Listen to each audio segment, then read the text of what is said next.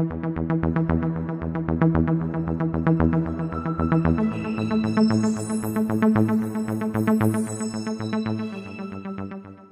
is up, everybody, and welcome back to the Mid-Level Media channel, your hub for everything physical media and entertainment. And all I have to say is welcome to The Rock. Yes, we are going to talk about, that was a horrible Sean Connery impersonation, I know, but we're going to talk about The Rock here today.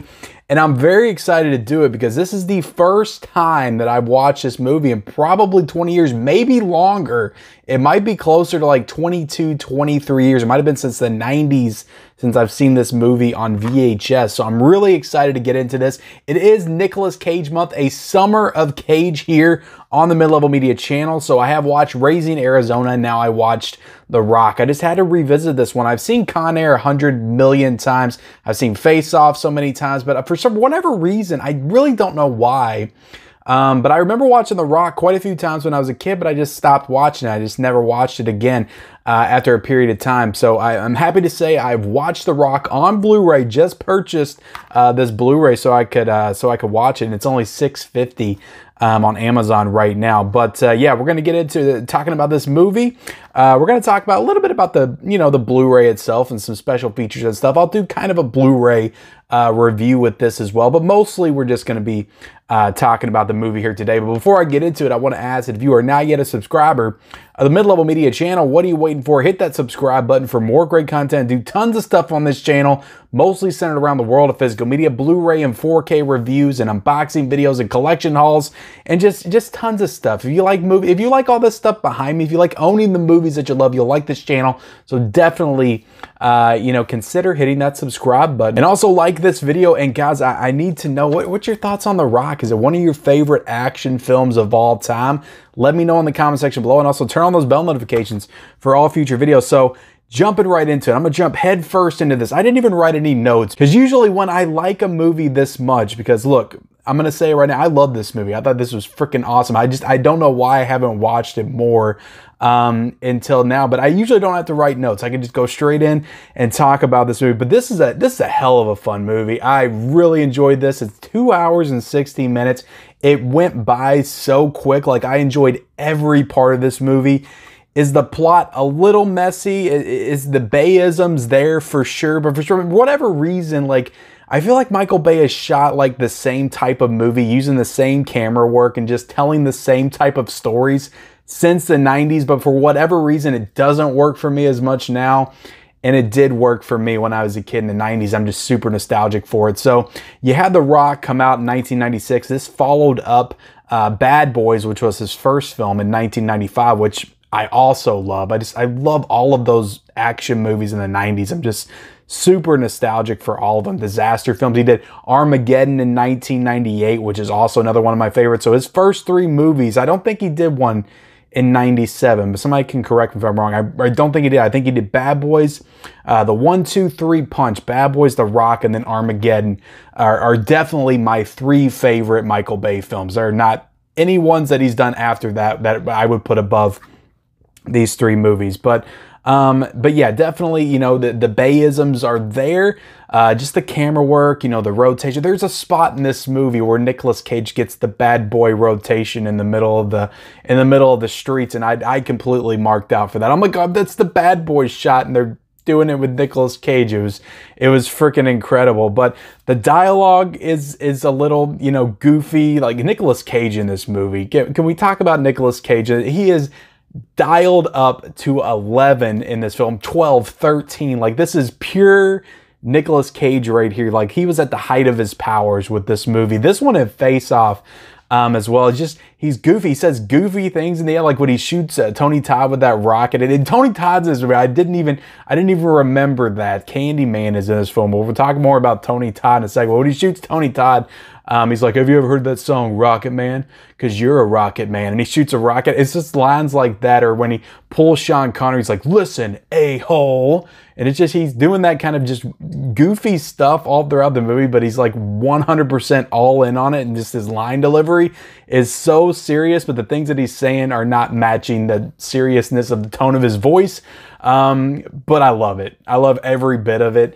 I love Sean Connery in this movie. Sean Connery is really fantastic in this film. He is funny in this movie. He's super charming. Of course, he's James Bond. He's so great in this film. I love the chemistry between him and Nicolas Cage. Their back and forth dynamic throughout the film. I just love every minute of those two on the screen together. And they just have such a natural chemistry with each other. They're just so fun to watch. I love the setup to this film. You have Ed Harris, who is the quote-unquote villain of this movie. I love Ed Harris, and he gives a really great performance of this film.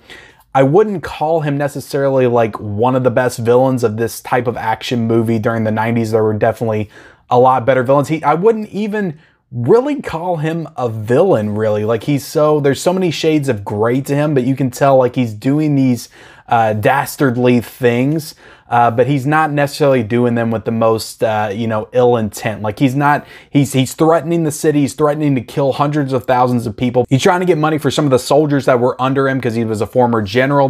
Some of the soldiers that were under him, they didn't get the money that they were owed to their families when they died. So he's trying to get money. He's trying to get like $1 million for every family of the soldier that died under him that the government failed to do, which is a real thing. Like, there's, soldiers and families all over the world that got screwed over by the government by dying, and they did not, properly take care of their families after. So it's a very admirable, it's a very noble thing that Ed Harris is doing, but the way that he's going about doing it is endangering the lives of like 100,000 people in San Francisco. So that kind of felt weird for me in the beginning of the movie, the way when they were setting everything up. I was like, okay, so you're worried about the families of these 80 people that were under, but you're not worried about the families of the 100,000 people that you're getting ready to shoot rockets full of like this lethal gas that's going to melt their. Just think of like the 6-year-olds that faces are melting off. Like, you're not worried about that. And he even goes as far as to like get rid of 3 girls that are in the group because he takes 80 people hostage on the island of Alcatraz outside of San Francisco before they take the island hostage. So he gets them out of there. He gets the little girl. So he obviously cares about the little kids. Like, he's a man of integrity. He's only going to go so far. So I do like the way that his character is portrayed throughout the movie. Like, he's set up to be a villain, but obviously by the end he doesn't go through with it. But what I do really like about the film is that, like, Tony Todd's in here, so Candyman is here. He kind of takes a back seat. Like, he's being a dick like the whole movie, but he doesn't really come front and center until we get to the end, and then he kind of turns into the main villain, which I thought was really awesome. Because it's Tony Todd, it's Candyman, and it makes sense that he would be the one that would want to kill everybody. It's Candyman. So he even has like a line where he has a knife and he talks about like stabbing Nicolas Cage. I wish he had the hook, but it was awesome. I'm trying to think of the action in this film, top notch. Michael Bay at his peak. I loved all the action in this movie. I just love just the look of the gas balls, like the green balls as they're pulling them out of the thing. Just the way that that's shot and the way that it's set up. I just always remember thinking when I was a kid that was very scary. It was very suspenseful. Like, I was always like on the edge of my seat when those parts were going, when Nicolas Cage is trying to get the acid balls, the gas balls out of the rocket and stuff. It makes for some good like tense moments. But yeah, this movie's just really fun. A lot of great action in this film. A lot of good comedy. Like, I just love the one-liners. I love the line Sean Connery gives about the prom queen. Losers always whine about their best. Winners go home and the prom queen. Like, all that stuff is so awesome. Sean Connery's just so great in this movie. Michael Biehn's in this movie, and he's fantastic in this film as well. Like, the whole scene with him and how they get taken out. I just love that. They got the whole FBI going in to take them down, and you got Nicolas Cage and Sean Connery with them. They're just there to help.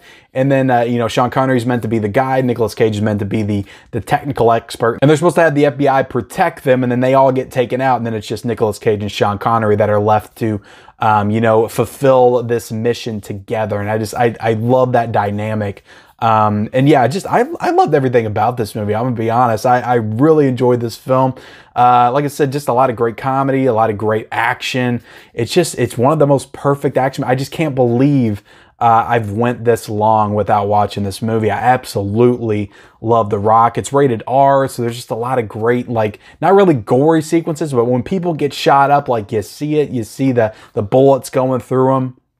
and everything. Just a lot of great direction. Michael Bay in the 90s, man, it just doesn't get any better than that. Yeah, like I said, loved everything about the movie. As far as the movie guys, I'm going to give this a 4.5 out of 5. Again, it's not a perfect movie. There's really goofy dialogue throughout this film, mostly from Nicolas Cage. It's very, traditional in the sense that they're, constantly cutting back to the president and the people in the boardroom meetings and stuff like that. So that kind of breaks up the tension and suspense when you have Nicolas Cage and Sean Connery in the lower levels of Alcatraz. So they're constantly going back and forth there. But that's just kind of how movies like this were made back in the 90s. So I give it a pass. Again, I love this movie. I thought it was awesome. You got the Hans Zimmer did the music in this movie. The music's fantastic. Yes, it's very Michael Bay type music, but it's absolutely awesome. I'm trying to think of anything else I want to say about this one. Just a killer cast. Like I said, just everybody in this movie is really firing on all cylinders. And like I said, Nicolas Cage is just the chef's kiss with his performance in this film. So this movie did come out in 1996 and it made $335 million domestically. So this was a great hit in the 90s, a huge box office smash. And I do remember that. I remember a lot of people talking about this movie. And this is one that still to this day people say is one of the best action movies of the 90s. So definitely a huge hit. It just celebrated its 26th anniversary on June the 7th. So that was this past week. So yeah, I hate to have missed the anniversary. I wish I could have reviewed this for the anniversary, but I didn't know it was the anniversary until it was the day of and everybody was like posting about it and stuff. So just a great movie. Again, 4.5 out of 5. Now getting into this, the Blu-ray, it looked really good, but look, you have to think that at some point this has to get a 4K, right? You would think that, but look, Disney put out this Blu-ray release. Disney owns the rights to this film, so are you going to get a 4K? I don't know. Hopefully something happens with Disney. We figure out how to get 4K transfers out for some of the movies, because I don't think I can live the rest of my life without seeing The Rock in 4K.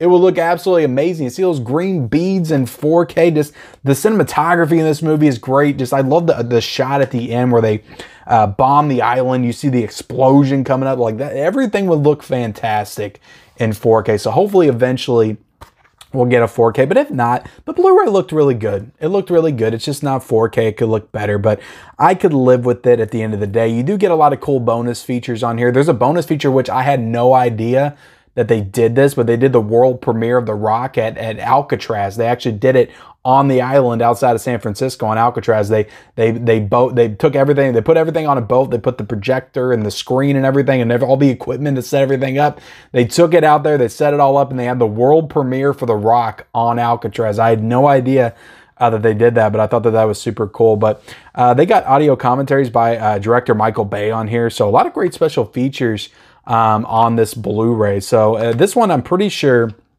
trying to look it up, I think it came out in 2000s. I think it came out in the 2000s. Yeah, it was released in January the 8th of 2008. So this Blu-ray is now 14 years old.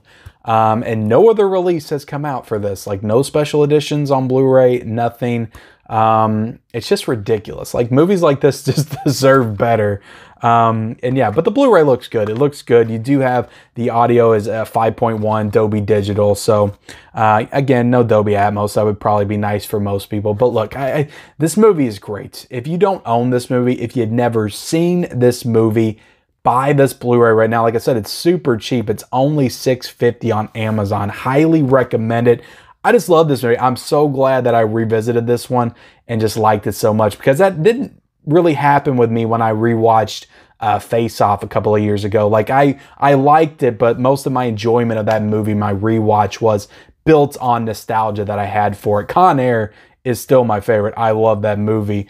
But The Rock is damn good, and it definitely lived up to the hype, because like I said, I saw this when I was a kid, but I just haven't seen it since for some reason. Everybody always talks about how great The Rock is, so I'm glad. Again, this movie, the plot is pretty thin when it comes to the realism of if this could actually happen, but the chemistry between Sean Connery and Nicolas Cage definitely sells this movie. So that is my review for The Rock, guys. I hope you guys enjoyed it. Please, in the comment section below, I want to know your thoughts about The Rock. I want to know if you picked up this Blu-ray. I want to know if you think we're ever going to get a 4K. Let me know in the comment section below. Also, like this video, subscribe to my channel if you haven't already. Turn on those bell notifications for all future videos. Look out for more Nicolas Cage content. It is the Summer of Cage, or a Summer of Cage, on the Mid-Level Media channel. And we'll see you next time.